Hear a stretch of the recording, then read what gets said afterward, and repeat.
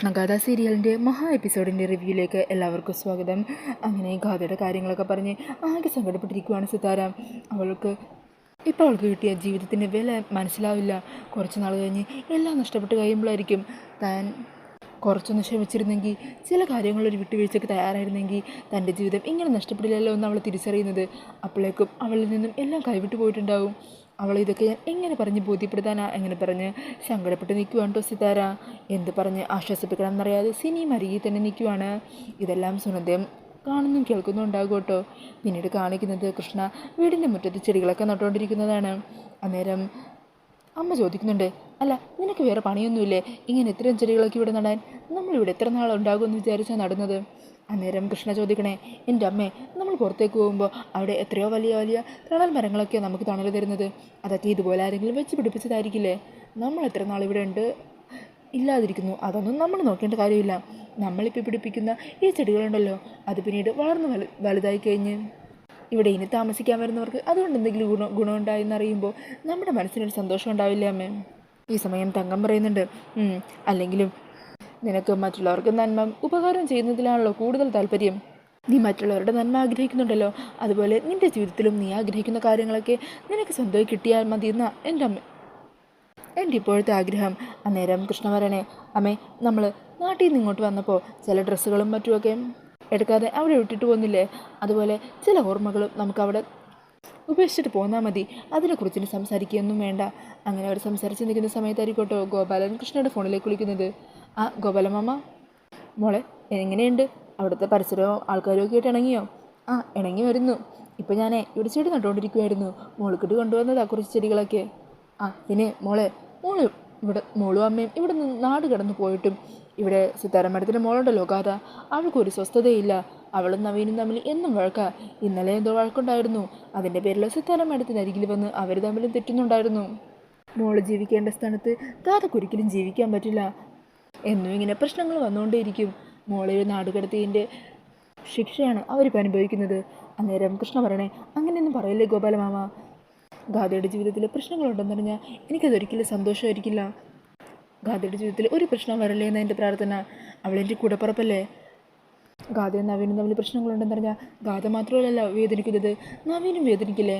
അതെനിക്ക് സങ്കടമാകും. അന്നേരം ഗോപാലൻ പറയണേ, മോളുടെ മനസ്സിൽ ഇപ്പോഴും നവീനുണ്ടല്ലേ? അന്നേരം കൃഷ്ണ പെട്ടെന്ന് വിഷയം മാറ്റാൻ ശ്രമിക്കുക. ആ ഗോപാലൻ മാമ, ഞാനേ നാളെ മുതലും ഇവിടെ ലോട്ടറി കച്ചവടം നടത്താമെന്ന് വിചാരിച്ചിരിക്കുക. മോൾക്കുട്ടി പറഞ്ഞിട്ടുണ്ടാകുമല്ലോ കാര്യങ്ങളൊക്കെ.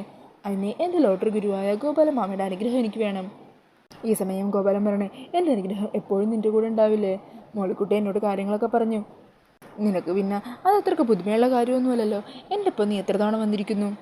എല്ലാ അനുഗ്രഹങ്ങളും ഉണ്ടാകും മോളെ. അങ്ങനെ പറഞ്ഞ് അവർ സംസാരിക്കുകയാണ്. പിന്നീട് കാണിക്കുന്നത് കൃഷ്ണയും തങ്കവും പ്രാർത്ഥിച്ച് ലോട്ടറി വിൽപ്പനയ്ക്ക് വേണ്ടി ഇറങ്ങാനടിയായി നിൽക്കുവാണ്. അന്നേരം തങ്കം പറയുന്നുണ്ട്, അതേ മോളെ, സുനന്ദ വിളിച്ചിരുന്നു. രാഹുകാലത്തിന് ശേഷം തുടങ്ങിയാൽ മതി എന്നാണ് പറഞ്ഞത്. ആ, അങ്ങനെയാണെങ്കിൽ 12 മണി കഴിയണ്ടേ? ഇനി സമയമുണ്ടപ്പോൾ നമ്മളപ്പോൾ അത്ര നേരം എന്ത് ചെയ്യും മോളിക്കുട്ടി? ഈ സമയം മോളിക്കുട്ടി പറയണേ, നമുക്കെന്താണെങ്കിലും കവലയിലേക്ക് പോകാം. അവിടെ കൃഷ്ണക്ക് വേണ്ടിയിരിക്കുന്ന സൈക്കിളൊക്കെ നമുക്കൊന്ന് റെഡിയാക്കാം. പിന്നെ അവിടെയുള്ള ആൾക്കാരോട് സംസാരിച്ചവിടെ നിൽക്കാം. എന്ത് പറയുന്നു? ആ, എന്നാൽ പിന്നെ അങ്ങനെ ചെയ്യാമല്ലേ അമ്മേ? ഈ സമയം പെട്ടെന്ന് തങ്കത്തിന് തളർച്ച പോലെ തോന്നുക. അത് കാണുമ്പോൾ കൃഷ്ണ ഭയക്കുക. അയ്യോ അമ്മേ, എന്തു പറ്റി? ഒന്നുമില്ല മോളെ, ചെറിയൊരു ക്ഷീണം പോലെ. ഓ, ഞാൻ ഇന്നത്തെ തിരക്കിൻ്റെ ഇടയിൽ അമ്മക്ക് മരുന്ന് തരാൻ മറന്നു. അത് കൃത്യസമയത്ത് അങ്ങ് ഓർത്തെടുത്ത് കഴിച്ചുകൂടായിരുന്നോ? ഇനിയിപ്പോൾ എന്ത് ചെയ്യും? അങ്ങനെയാണെങ്കിൽ കൃഷ്ണേ, നമുക്ക് നേരെ വീട്ടിലേക്ക് പോകാം. അപ്പോൾ അമ്മക്ക് മരുന്ന് കഴിച്ച് റെസ്റ്റ് എടുക്കുകയും ചെയ്യാമല്ലോ. ആ, എന്നാൽ ശരി, നമുക്ക് നേരെ വീട്ടിൽ പോകാം. എന്നിട്ട് അമ്മ അവിടെ തന്നെ റെസ്റ്റ് എടുത്താൽ മതി. എന്നിട്ട് ഞാനും മോളിക്കുട്ടിയും കൂടി കവലയിലേക്ക് പോയിക്കോളാം. അയ്യോ മോളെ, നീ ഒരു കാര്യം തുടങ്ങുമ്പോൾ അതിന് ഞാനില്ലാതെ എങ്ങനെയാണ്? എൻ്റെ അമ്മേ, ഞാൻ വലിയ ബിസിനസ്സൊന്നും അല്ലല്ലോ തുടങ്ങുന്നത്. അമ്മ ഇങ്ങ് വന്നേ. അങ്ങനെ പറഞ്ഞ് തങ്കത്തിന് വീട്ടിൽ കൊണ്ടുപോയാക്കിയതിന് ശേഷം കൃഷ്ണയും മോളിക്കുട്ടിയും കൂടി കവലയിലെത്തുവാണ്. ഈ സമയം അവിടെയുള്ള ആളുകളെല്ലാം അനിയൻ സാറിനെ കുറിച്ച് പറഞ്ഞുകൊണ്ടിരിക്കുവാണ് കേട്ടോ. അതെ, അനിയൻ സാറ് ഇന്നാണ് ഇവിടെ എത്തുന്നത്. സാറ് വന്നു കഴിഞ്ഞിട്ട് വേണം ഇവിടെയുള്ള ചിലരുടെയൊക്കെ നെകളിപ്പൊന്ന് മാറ്റാനായിട്ട്. സാറില്ലാത്ത തക്കം നോക്കി ചിലരൊക്കെ ഇവിടെ ആളാവാൻ ശ്രമിക്കുന്നുണ്ടല്ലോ. അനിയൻ സാറിങ്ങ് വന്നോട്ടെ, എല്ലാത്തിനും ശരിയാക്കും. അങ്ങനെ എല്ലാവരും കൂടി സംസാരിച്ച് നിൽക്കുവാണ്. അങ്ങനെ അവരുടെ സംസാരമൊക്കെ കേട്ടിട്ട് കൃഷ്ണ മോളിക്കുട്ടിയോട് ചിന്തിക്കണേ, അല്ല ആരാ അനിയൻ സാറ്? എല്ലാവർക്കും ഭയങ്കര അഭിപ്രായമാണല്ലോ. MLA യോ മന്ത്രിയോ അങ്ങനെ ആരെങ്കിലും ആണോ? അങ്ങനെ ആരുമല്ല. പിന്നെ ഈ സാറിപ്പോൾ എവിടെയാ? ജയിലിലാ? ജയിലിലോ? എന്തിനാ ജയിലിൽ പോയിരിക്കുന്നത്? കൊലപാതകത്തിന്. അല്ലാതെ എന്തിനാ? എനിക്കെന്തോ 1-2 വയസ്സുള്ള സമയത്താറ്റേ സാറ് ജയിലിലേക്ക് പോകുന്നത്. ഇപ്പോൾ കുറേ വർഷമായി. എൻ്റെ ഈശ്വര, കൊലപാതകയായ ഒരാളെക്കുറിച്ചാണോ നാട്ടുകാരെല്ലാവരും കൂടി ഇങ്ങനെ പറയുന്നത്? ഇങ്ങനെയുള്ളവരൊക്കെ നാട്ടുകാർ തന്നെ തലയിലെടുത്ത് വെച്ചിരിക്കുകയാണോ? അന്നേരം മോളിക്കുട്ടി പറയണേ, എൻ്റെ കൃഷ്ണേ, നിനക്ക് അനിയൻ സാറിനെ കുറിച്ച് അറിയാഞ്ഞിട്ടാണ്. വളരെ നല്ല ആളാണ്. കഷ്ടപ്പെടുന്നവരെ ചേർത്ത് നിർത്തും. എന്തെങ്കിലും പ്രശ്നമുള്ളവരെ ചേർത്ത് നിർത്തി അവരുടെ പ്രശ്നങ്ങൾ പരിഹരിക്കും. അത്രയ്ക്ക് നല്ല മനസ്സാണ്.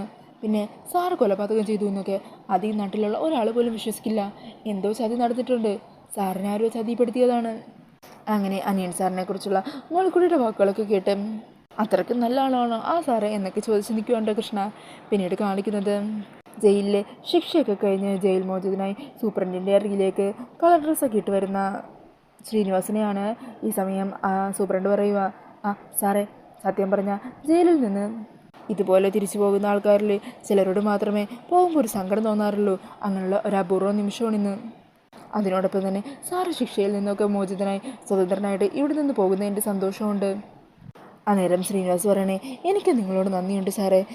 കുടുംബത്തെക്കുറിച്ചും വീട്ടുകാരെക്കുറിച്ചുമൊക്കെ ഒന്നും അറിയാതിരുന്ന അവസ്ഥയിൽ എനിക്ക് നിങ്ങൾ ഒരു ആശ്വാസമായിരുന്നു സാറേ. സാർ ഈ ജയിലിലേക്ക് വരുന്ന സമയം ഞാൻ ഇവിടുത്തെ DYSP ആയിരുന്നു. ഇപ്പോൾ ഇവിടുത്തെ സൂപ്രണ്ടായിരിക്കുന്നു. ഇപ്പോഴും എനിക്ക് എൻ്റെ ഉള്ളിൽ സാറിനോടുള്ള സ്നേഹവും ബഹുമാനവും ഒക്കെ അതേപോലെ തന്നെ നിലനിൽക്കുക. സാറിന് ഇത്ര നാൾ നഷ്ടപ്പെടുത്ത എല്ലാ സൗഭാഗ്യങ്ങളും നേടിയെടുക്കാൻ സാറിന് പറ്റട്ടെ. അങ്ങനെ ശ്രീനിവാസ ജയിലിന് പുറത്തേക്ക് ഇറങ്ങുവാണ്. ഈ സമയം ശ്രീനിവാസനെ കാത്ത് മൂർത്തിയൊക്കെ അവിടെ നിൽക്കുന്നുണ്ടാവും. അങ്ങനെ മൂർത്തിയെ കാണുന്നതും ശ്രീനിവാസ ചോദിക്കണേ, എന്താ മൂർത്തി, നാട്ടുകാരൊക്കെ കൊലപാതകിയായ എന്നെ വെറുപ്പോടു കൂടിയാണോ നോക്കുന്നത്? അവരൊക്കെ ഞാൻ വരുന്നതെന്ന് എന്നെ കണ്ട് കല്ലെറിയാൻ നിൽക്കുവാണോ? അന്നേരം മൂർത്തി പറയണേ, എന്താ ശ്രീനിവാസ ഇതൊക്കെ? അങ്ങനെയാണോ നമ്മുടെ നാട്ടുകാർ? എല്ലാവർക്കും നിന്നെ നല്ലപോലെ അറിയില്ലേ? എല്ലാവരും ശ്രീനിവാസൻ സാറ് വരുന്നതും കാത്തിരിക്കുവാണ് അനിയൻ സാറിനെ എതിരേൽക്കാനായിട്ട്. എല്ലാവരുടെയും മനസ്സിൽ പണ്ട് നീ എങ്ങനെയായിരുന്നോ അതേപോലെ തന്നെയായിപ്പോഴും നീ. അന്നേരം ശ്രീനിവാസ് പറയണേ, നഷ്ടപ്പെട്ടു പോയ ജീവിതം തിരികെ പിടിക്കാനുണ്ട്.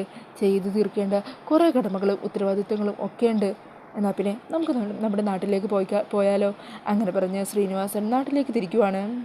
ഇതേസമയം കൃഷ്ണ അവിടെ രാഹുകാലം കഴിഞ്ഞിട്ട് കച്ചവടം തുടങ്ങാനായിട്ട് റെഡിയായി അവിടെ നിൽക്കുന്നുണ്ടാവും. ആ കാഴ്ച കണ്ട സെൽവത്തിൻ്റെ കൂട്ടുകാരനോട് ചോദിക്കണേ, അല്ല, ഇവളെന്താടെ ഇവിടെ? ഇവളിവിടെ ലോട്ടറി കച്ചവടം തുടങ്ങാൻ നിൽക്കുവാണ്. ഓ, അങ്ങനെ എന്നെ നാണം കെടുത്തിട്ട് അവളിവിടെ ഒരു കച്ചവടം തുടങ്ങണ്ട. അങ്ങനെ പറഞ്ഞ് സെൽവൻ വന്ന് കൃഷ്ണയുടെ കൈ കയറി പിടിക്കണേ. ഇവിടെ നിങ്ങൾ എന്തായി കാണിക്കുന്നത്? എടി, നീ നാട്ടുകാരുടെ മുന്നിൽ വെച്ചല്ലേ ഈ സെൽവത്തിൻ്റെ കാരണത്തിലടിച്ച. അങ്ങനെയുള്ള നീ ഇവിടെ അങ്ങനെ സ്വസ്ഥമായിട്ട് കച്ചവടം നടത്തി ജീവിക്കാമെന്ന് വിചാരിക്കണ്ട. അവളുടെ ഒരു ലോട്ടറി കച്ചവടം. അങ്ങനെ പറഞ്ഞ് കൃഷ്ണയുടെ കാരണത്തിട്ടൊന്ന് പൊട്ടിക്കുവാണ്. ഈ സമയം ഈ കാഴ്ച കൊണ്ട് അങ്ങോട്ടേക്ക് വന്ന മോളിക്കുട്ടി സെൽവത്തിനെ തള്ളിയിടാൻ ശ്രമിക്കുന്നുണ്ട്. അന്നേരം മോളിക്കുട്ടിയുടെയും കാരണത്തിട്ട് പൊട്ടിച്ച് കൃഷ്ണയെ വീണ്ടും ഉപദ്രവിക്കാൻ ശ്രമിക്കുവാണ് കേട്ടോ സെൽവൻ. എടി, നീ ഇത്ര ആൾക്കാർ നോക്കി നിൽക്കുകയല്ലേ എൻ്റെ കാരണത്തിട്ടടിച്ചത്? അതിന് പകരമായിട്ട് ഇന്ന് ഇത്ര ആൾക്കാരുടെ മുമ്പിൽ വെച്ച് നിനക്ക് ഞാനൊരു സമ്മാനം തരാൻ പോകുവാണ്. നിനക്ക് ഞാനൊരു മുത്തം തരാൻ പോകുവാണ്. അങ്ങനെ പറഞ്ഞ് കൃഷ്ണയെ ഉമ്മവെക്കാനായിട്ട് സെൽവൻ വരുമായിരിക്കും കേട്ടോ. അന്നേരം കൃഷ്ണയാണെങ്കിൽ പരമാവധി തടയാനായിട്ട് ശ്രമിക്കുന്നുണ്ട്.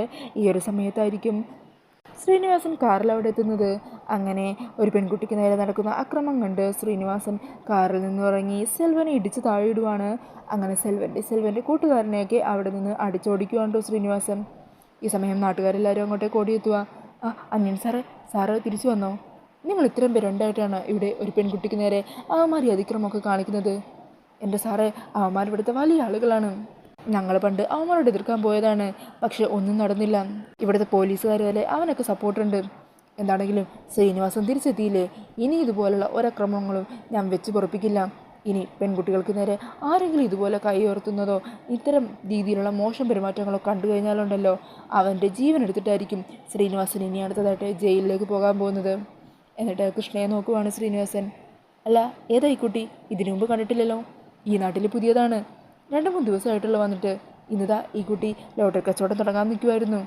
അന്നാണ് ശ്രീനിവാസ സാറിൻ്റെ വരവ്. ഈ അടുത്ത് നിൽക്കുന്ന ആളെ മനസ്സിലായോ? നമ്മുടെ ഏലീഷമായി എടുത്തു വളർത്തി നടന്ന പെൺകുട്ടിയത്. എനിക്കറിയാം. പണ്ട് ചെറുതിലെ 2 വയസ്സുള്ളപ്പോൾ ഇവള് ഏലീഷമ്മയുടെ കയ്യിൽ നിന്ന് വഴക്കിട്ട് പാലത്തിൻ്റെ അടിയിൽ പോയി ഒളിച്ചിരുന്നപ്പോൾ ഞാനല്ലേ ഇവളെ കണ്ടെത്തിയത്. എന്നിട്ട് ഇവളെന്നെ വിളിച്ചത് ഓർമ്മയുണ്ട് എനിക്കിപ്പോഴും, ക്രിസ്മസ് പപ്പാഞ്ഞിന്ന്. അയ്യോ, അനിയൻ സാറിന് അതൊക്കെ ഇപ്പോഴും ഓർമ്മയുണ്ടോ? ഇനിയില്ലാതെ മോളെ. എന്നിട്ട് കൃഷ്ണയുടെ അരികിലേക്ക് ചെല്ലുവാൻ കേട്ടോ. എന്താണെങ്കിലും മോളിവിടെ എന്ന് കച്ചവടം തുടങ്ങുവാണെന്നല്ലേ പറഞ്ഞത്? മോളുടെ കയ്യിൽ നിന്ന് ആദ്യത്തെ കച്ചവടം എൻ്റെ കയ്യിൽ നിന്നാവട്ടെ. ഒരു ലോട്ടറി ടിക്കറ്റ് ഇങ്ങ് എടുക്കും മോളെ. അന്നേരം മോളിക്കിട്ട് പറയണേ, എൻ്റെ കൃഷ്ണേ, ഇനി നിനക്ക് വേറെ എന്ത് വേണം? വേഗം കൊടുത്ത് കൊടുക്ക്. അങ്ങനെ കൃഷ്ണ ലോട്ടറി ടിക്കറ്റ് ശ്രീനിവാസന് കൊടുക്കുവാണ് കേട്ടോ. ശ്രീനിവാസൻ അങ്ങനെ അതിൻ്റെ പൈസയൊക്കെ കൊടുക്കുന്നുണ്ട്. അന്നേരം സന്തോഷത്തോടെ കൃഷ്ണ ശ്രീനിവാസൻ്റെ കാലിൽ വീണ് അനുഗ്രഹം വാങ്ങിക്കുവാണ്. അയ്യോ മോളെ എന്താ ഇതൊക്കെ? ഈ സമയം കൃഷ്ണ പറയണേ, ഈ നാട്ടിലുള്ള എല്ലാവരും സാറിനെക്കുറിച്ച് ഒത്തിരി നല്ല അഭിപ്രായങ്ങൾ പറഞ്ഞു, ദൈവത്തെ പോലെയാണെന്നൊക്കെ പറഞ്ഞു. സത്യം പറഞ്ഞാൽ എനിക്കൊരു പ്രശ്നം വന്നപ്പോൾ സാർ ദൈവത്തെ പോലെയല്ലേ എന്നെ ഒന്ന് രക്ഷിച്ചത്. അന്നേരം വാത്സല്യത്തോടെ ശ്രീനിവാസൻ കൃഷ്ണയുടെ തലയിൽ തൊട്ടിട്ട് പറയണേ, എനിക്ക് എല്ലാ അനുഗ്രഹങ്ങളും ഉണ്ടാകും മോളെ, എന്ത് പ്രശ്നം ഉണ്ടെങ്കിലും എന്നോട് പറഞ്ഞാൽ മതി, കേട്ടല്ലോ. അങ്ങനെ പറഞ്ഞ ശ്രീനിവാസൻ അവിടെ നിന്നും പോകുവാണ്. ഈ സമയം അവിടെ കൂടി നിന്ന് എല്ലാ ആൾക്കാരും കൃഷ്ണയുടെ കയ്യിൽ നിന്ന് ലോട്ടറി ടിക്കറ്റ് വാങ്ങുവാണ് കേട്ടോ. അന്നേരം മോൾക്കുട്ടിയോട് കൃഷ്ണ പറയണേ, അതെ എന്താണെന്നറിയില്ല, അനിയൻ സാറ് എൻ്റെ അടുത്ത് വന്ന് സംസാരിച്ചപ്പോഴും തലയെ കൈവച്ച് അനുഗ്രഹിച്ചപ്പോഴൊക്കെ എന്തോ ഒരു പ്രത്യേകത പോലെ എനിക്ക് ഏറ്റവും വേണ്ടപ്പെട്ട ഒരാൾ എൻ്റെ അരികിൽ നിൽക്കുന്ന പോലെ തോന്നി. ഇതേസമയം കാറിൽ പോയിക്കൊണ്ടിരുന്ന ശ്രീനിവാസനും കൃഷ്ണയെക്കുറിച്ച് പറയണേ, അതെ ആ പെൺകുട്ടിയുണ്ടല്ലോ ലോട്ടറി വെച്ച കൃഷ്ണ, എന്തോ ആ കുട്ടീൻ്റെ കാലി വന്ന് അനുഗ്രഹം വാങ്ങിച്ചപ്പോൾ പെട്ടെന്ന് എന്താണെന്നറിയില്ല നഷ്ടപ്പെട്ടു പോയ എന്തോ ഒന്ന് എനിക്ക് വീണ്ടു കിട്ടിയതുപോലൊരു തോന്നലായിരുന്നു. അല്ല അതിരിക്കട്ടെ മൂർത്തി, ഞാൻ പറഞ്ഞിട്ടുണ്ടായ കാര്യം ജയിലിൽ വെച്ച് പലതവണ ഞാൻ പറഞ്ഞിരുന്നു എൻ്റെ മോളെ കണ്ടെത്തണമെന്ന്. അവളെക്കുറിച്ചുള്ള എന്തെങ്കിലും സൂചന കിട്ടിയോ? ഇല്ല, ഇതുവരെ ഒന്നും കിട്ടിയിട്ടില്ല. എത്രയും പെട്ടെന്ന് തന്നെ എനിക്കെൻ്റെ മോളെ കണ്ടെത്തണം. ഇത്രയും നാൾ ജയിലിൽ അവളുടെ സാങ്കല്പിക രൂപം വെച്ച് അവളുടെ വളർച്ചയൊക്കെ കണ്ട് തൃപ്തിപ്പെടുമായിരുന്നു ഞാൻ. ഈ ഒരു ദിവസത്തിന് വേണ്ടിയാണ് ഞാൻ കാത്തിരുന്നത്. എത്രയും പെട്ടെന്ന് എനിക്കെൻ്റെ മോളെ കണ്ടെത്തണം. നഷ്ടപ്പെട്ടു പോയ ജീവിതമെല്ലാം അവൾക്കൊപ്പം എനിക്ക് ജീവിച്ചു തീർക്കണം. അങ്ങനെ പറഞ്ഞ് വീട്ടിലേക്ക് പോകുവാണ് ശ്രീനിവാസൻ. പിന്നീട് കാണിക്കുന്നത് രാത്രിയിൽ നവീനെ തിരിഞ്ഞ് നടക്കുന്ന മാണിക്കുഞ്ഞിനെയാണ്. അങ്ങനെ ഒരാളൊഴിഞ്ഞ സ്ഥലത്ത് നിന്ന് നവീനെ കണ്ടുപിടിക്കുന്നുണ്ടോ മാണിക്കുഞ്ഞ്. എൻ്റെ സാറേ, സാർ ഇതെപ്പോഴാണ് ഓഫീസിൽ നിന്ന് പോയത്? ഞാൻ കണ്ടില്ലല്ലോ. സാറെന്താ ഇവിടെ വന്നിങ്ങനെ നിൽക്കുന്നത്? എന്താടാ മാണിക്കുഞ്ഞെ, എനിക്കെന്താ ഇവിടെ നിന്നൂടെ? താൻ എന്തിനാ വെറുതെ എന്നെ അന്വേഷിച്ച് സമയം കളയുന്നത്? തൻ്റെ വീട്ടിൽ തന്നെ കാത്തിരിക്കുന്ന ഒരു അമ്മയില്ലേ, താൻ അങ്ങോട്ട് ചെല്ല്. എൻ്റെ വീട്ടിൽ എന്നെ കാത്തിരിക്കാൻ ആരാ ഉള്ളത്? സാറേ എന്തൊക്കെയാണ് സാർ ഈ പറയുന്നത്? എടോ താൻ എന്നോട് പറഞ്ഞിട്ടില്ലേ സാറിപ്പോൾ പഴയതുപോലെയൊന്നുമല്ല, പ്രണയമൂത്ത് സാറിനിപ്പോൾ ഓഫീസ് കാര്യങ്ങളിലൊന്നും ചിന്തയും ഒന്നുമില്ലെന്ന്. ശരിയാടോ, പ്രണയം എത്ര കഠിന ഹൃദയനെയും തളർത്തിക്കളയും. ഇത്രയും നാളും ഗാഥയെക്കുറിച്ചുള്ള ഒരു സ്വപ്നതുല്യ ജീവിതമായിരുന്നു എൻ്റെ മുമ്പിലുള്ളത്. എന്നാൽ ഇപ്പോൾ ഗാഥ എൻ്റെ ഒരു പേടി സ്വപ്നമായി മാറിക്കഴിഞ്ഞു. എപ്പോഴാ ഏത് നിമിഷവും നിറം മാറുന്നത്, പൊട്ടിത്തെറിക്കുന്നത് എന്നൊന്നും അറിയില്ല എനിക്ക്. താൻ ചെല്ല്, ഞാൻ എന്താണെങ്കിലും വീട്ടിലേക്കില്ല ഇനി. ഈ സമയം മാണിക്കുഞ്ഞ് കുറച്ചങ്ങ് മാറി സുമിത്രനെ ഫോൺ വിളിക്കുവാണ്. നവീൻ പറഞ്ഞ കാര്യങ്ങളൊക്കെ സുമിത്രയോട് പറയണേ, ഞാൻ എത്രയൊക്കെ നിർബന്ധിച്ചിട്ടും സാർ വരാൻ കൂട്ടാക്കുന്നില്ല അമ്മേ. മാണിക്കുഞ്ഞൊരു കാര്യം ചെയ്, നവീന് ഫോൺ കൊടുക്കുക, അവനോട് ഞാൻ സംസാരിക്കാം. അങ്ങനെ അമ്മയാ സംസാരിക്കുന്നതെന്ന് പറഞ്ഞ് മാണിക്കുഞ്ഞ് ഫോൺ നവീന് കൊടുക്കുവാണ്. അന്നേരം നവീൻ ദേഷ്യപ്പെടുക, താനെന്തിനാ അമ്മയൊക്കെ വിളിക്കാൻ പോയത്? ഈ സമയം സുമിത്ര പറയണേ, മോനെ നവീൻ, നീ മാണിക്കുഞ്ഞിനോട് ദേഷ്യപ്പെടേണ്ട. എവിടെയാ നീ ഇത്? എത്ര പെട്ടെന്ന് നീ വീട്ടിലേക്ക് തിരിച്ചു വാ. ഇല്ലമ്മേ, അങ്ങോട്ട് വന്നിട്ട് എന്തിനാ? അവിടെ വന്നാലും സമാധാനം ഉണ്ടാവില്ല. അതിലും നല്ലത് പുറത്ത് തന്നെ നിൽക്കുന്നതാ. മനസ്സിനെങ്കിലും കുറച്ച് സ്വസ്ഥത കിട്ടുമല്ലോ. മോനെ, നീ ഉടനെ തന്നെ ഇങ്ങോട്ട് വരണം. അമ്മ നിന്നെ കാത്തിരിക്കുവാണ്. നീ വന്നില്ലെങ്കിലുണ്ടല്ലോ ഞാൻ നിന്നെ അന്വേഷിച്ച് അങ്ങോട്ട് വരും. അമ്മേ അതൊന്നും വേണ്ട, ഞാൻ വന്നോളാം. എന്നാൽ ശരി, വേഗം വാ. അങ്ങനെ പറഞ്ഞ് ഫോൺ കട്ട് ചെയ്യുവാണ്.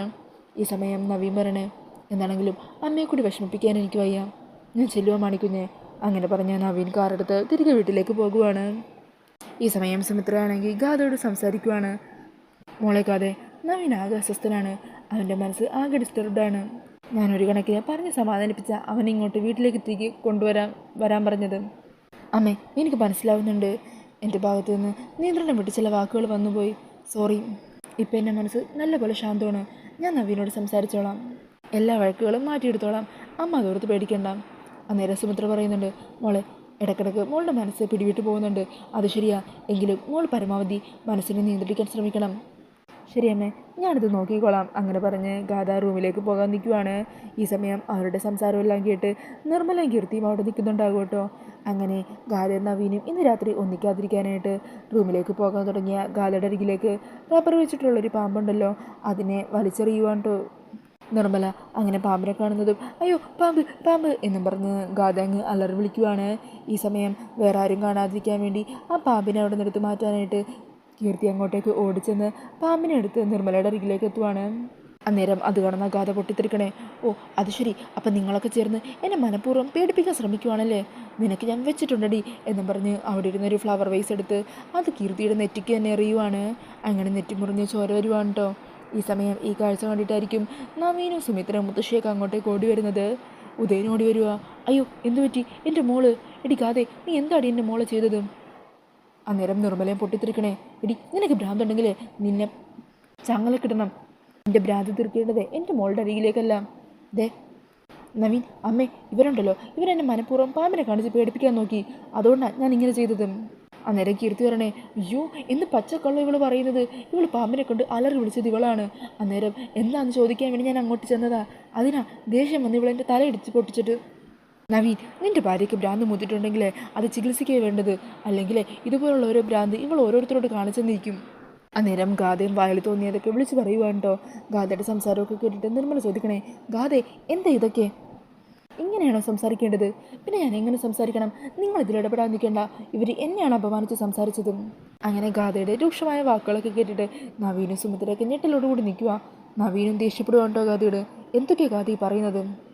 ഈ സമയം ഉദയം പറയണേ, ഞാൻ എൻ്റെ മോളെ ഹോസ്പിറ്റലിലേക്ക് കൊണ്ടുപോകുവാണ്, എന്നിട്ട് വന്നിട്ട് ബാക്കി പറയാം. മോനെ നവീനെ, എനിക്കിവിടെ ജോലിയില്ല, നിങ്ങളുടെയൊക്കെ ഔദാര്യത്തിലാണ് ജീവിക്കുന്നത് എന്നും പറഞ്ഞ് എൻ്റെ മോളെ എന്തെങ്കിലും ചെയ്താലുണ്ടല്ലോ, അതി ഉദയൻ അങ്ങ് കൈയും കെട്ടി കണ്ടുകൊണ്ട് നിൽക്കാനൊന്നും പോകുന്നില്ല. നിൻ്റെ ഭാര്യയ്ക്ക് മുഴുത്ത വട്ടാണ്. ഇവൾക്കുള്ള മറുപടി ഞാൻ ഹോസ്പിറ്റലിൽ പോയിട്ട് വന്നിട്ട് തന്നോളാം. അങ്ങനെ പറഞ്ഞ് കീർത്തിയും കൂട്ടി അവർ ഹോസ്പിറ്റലിലേക്ക് പോകുവാണ്. ഈ സമയം ഗാഥ പറയണേ, ഈ കള്ളക്കൂട്ടങ്ങളെ ഇനി ഇവിടെ നിർത്താൻ പാടില്ല. എന്തൊക്കെ തെറ്റുകളാണ് ഇവർ ചെയ്തത്, എന്നിട്ടും അതൊക്കെ ക്ഷമിച്ച് എന്തിനിവർ വീണ്ടും നിർത്തുന്നത്? ഇവരെ ഉടനെ തന്നെ ഇവിടുന്ന് പറഞ്ഞു വിടണം, അല്ലെങ്കിൽ ഗാഥ ഇനി ഈ വീട്ടിൽ തുടരില്ല. അത് കേൾക്കുന്നത് നവീൻ പറയണേ, അതെ, ഈ വീട്ടിലെ കാര്യങ്ങൾ തീരുമാനിക്കാൻ ഗാഥയായിട്ടില്ല, അത് മുതിർന്നവർ വേണ്ട രീതിയിൽ തീരുമാനിച്ചോളും. അങ്ങനെയാണെങ്കിൽ ഈ ഗാഥ ശ്രീനിവാസ് ആരാണെന്ന് നിങ്ങൾ കാണും. അങ്ങനെ പറഞ്ഞ് ഗാഥ ദേഷ്യത്തിൽ റൂമിലേക്ക് കയറി പോകുവാണ്. പിന്നീട് ഹോസ്പിറ്റലിൽ പോയി തലയൊക്കെ ഡ്രസ്സ് ചെയ്ത് തരാം കീർത്തിനെയും നിർമ്മലേനെ കണ്ടോ കാണിക്കുന്നത്. അന്നേരം നിർമ്മല പറയണേ, എൻ്റെ മോളുടെ തല തല്ലി പൊട്ടിച്ചിട്ടും അവളുടെ അഹങ്കാരത്തിനൊരു കുറവുമില്ല, അവളുടെ സംസാരം കേട്ടില്ലായിരുന്നോ? എൻ്റെ നിർമ്മലെ, നീ ഇതുവരെ എന്തൊക്കെ ചെയ്യാൻ പോയിട്ടുണ്ടോ അതിനെയൊക്കെ ഞാൻ തടസ്സമായിട്ട് ഓരോന്നൊക്കെ പറയുകയും ചെയ്തത്.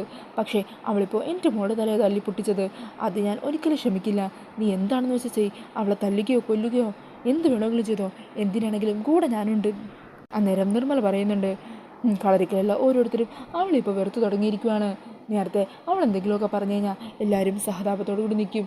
ഇപ്പോൾ അവളായിട്ട് തന്നെ അവളുടെ പെരുമാറ്റത്തിലൂടെ അവരെല്ലാവരെയും വെറുപ്പിച്ചിട്ടിരിക്കുകയാണ്.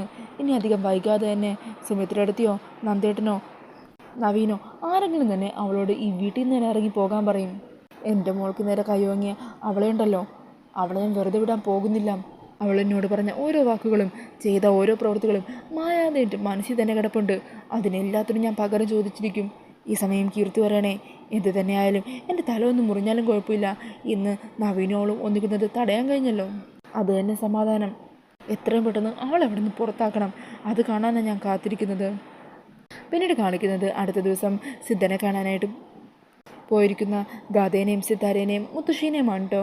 അങ്ങനെയും അവിടുത്തെ പ്രശ്നങ്ങളെയൊക്കെ കുറിച്ച് സിദ്ധനോട് പറയണേണ്, തിരുമേനി, നാഗപൂജ കഴിഞ്ഞിട്ടും കുടുംബത്തിലെ പ്രശ്നങ്ങളൊന്നും തീർന്നിട്ടില്ല. എൻ്റെ മോള് ഇപ്പോഴും നാഗത്തെ കാണുവാണ്. അവൾക്ക് അവളുടെ ഭർത്താവിൻ്റെ വീട്ടിൽ സ്വസ്ഥമായിട്ട് ജീവിക്കാൻ പറ്റുന്നില്ല. അന്നേരം പൂജാരി പ്രശ്നങ്ങളൊക്കെ വീണ്ടും ഒന്ന് വെച്ച് നോക്കുവാണ്. എന്നിട്ട് പറയണേ, ഞാൻ നേരത്തെ പറഞ്ഞ കാര്യം സത്യമാണ്. നാഗശാപം കളരിക്കൽ നിന്ന് വിട്ടുമാറിയിട്ടുണ്ട്. എന്നിട്ടും വീണ്ടും ഈ പെൺകുട്ടി നാഗത്തെ കാണുന്നു അല്ലേ? അതെ, അതിൻ്റെ കാരണം എന്താ സ്വാമിജി എന്ന് ചോദിക്കുന്നുണ്ട് സിത്താര. ഈ സമയം പൂജാരി പറയണേ, അകബലി നടത്തി ശാപം മാറ്റിയ പെൺകുട്ടി ഇതല്ലല്ലോ. അങ്ങനെ സിദ്ധൻ്റെ ആ ഒരു ചോദ്യം കേൾക്കുന്നതും ഞെട്ടിലോട് കൂടി നിൽക്കുവാണ് ഗാഥ. അక్కడ നിൽക്കുന്ന ഗാഥയെ കാണിച്ചുകൊണ്ടാണ് കേട്ടോ എപ്പിസോഡ് തീരുന്നത്. പിന്നീട് പ്രമോയിൽ കാണിക്കുന്നത് ശ്രീനിവാസൻ തൻ്റെ വീട്ടിൽ തിരിച്ചെത്തുന്നതാണ്. ഈ സമയം ശ്രീനിവാസൻ്റെ അമ്മ ശ്രീനിവാസനെ കാണാനായിട്ട് കാത്തു നിൽക്കുന്നുണ്ടാകും. അങ്ങനെ മകനെ കാണുന്നതും കെട്ടിപ്പിടിച്ച് സന്തോഷത്തോടെ മോനെ ചേർത്ത് നിർത്തുവാണ് അവർ. പിന്നീട് ശ്രീനിവാസൻ തൻ്റെ മകളെ കണ്ടുപിടിക്കാനായിട്ടുള്ള കാര്യങ്ങളൊക്കെ ചെയ്യാൻ തുടങ്ങുവാണ്. ഇതേസമയം കൃഷ്ണയാണെങ്കിൽ അവിടെ ലോട്ടറി കച്ചവടമൊക്കെ നടത്തി അവിടെയുള്ള ആൾക്കാരുമായിട്ടൊക്കെ കൂടുതൽ എടുക്കുന്നുണ്ട്. അപ്പോൾ ഇതൊക്കെയാണ് പ്രമോയിൽ കാണിക്കുന്നത്. ഈ ഒരു റിവ്യൂ ഇഷ്ടമായിട്ടുണ്ടെങ്കിൽ മറക്കാതെ വീഡിയോ ഒന്ന് ലൈക്ക് ചെയ്യണേ. ഇതുപോലുള്ള കൂടുതൽ റിവ്യൂസിനായിട്ട് ഈ ചാനൽ ഒന്ന് സബ്സ്ക്രൈബ് ചെയ്തും കൂടി സപ്പോർട്ട് ചെയ്യണേ. താങ്ക്